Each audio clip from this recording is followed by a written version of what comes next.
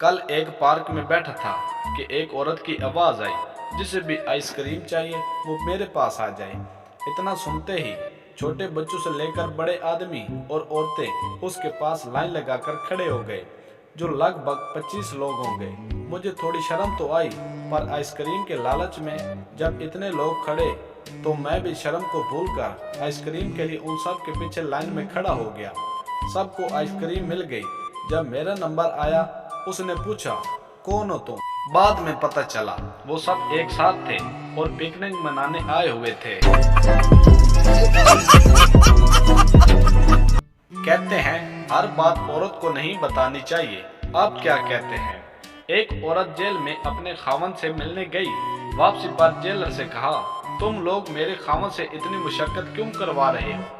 Jailer ने कहा, वो खाता पीता और सोता है, कौन सी मुशक्कत? औरत बोली, तो क्या वह झूठ बोल रहा है तो वो सुरंग खोद रहा है। मियां बीवी में काफी अरसे से बोलचाल बंद थी। एक दिन शोर ने दिन की रोशनी में मोमबत्ती उठाकर इधर उधर कुछ ढूंढने की अदाकारी शुरू कर दी।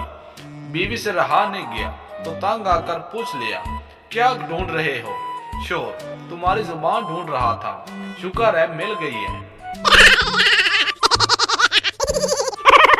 मैंने अम्मी से पूछा, तड़प किसे कहते हैं? अम्मी उठी और वाईफाई बंद कर दिया और बोली, ले बेटा अब महसूस कर।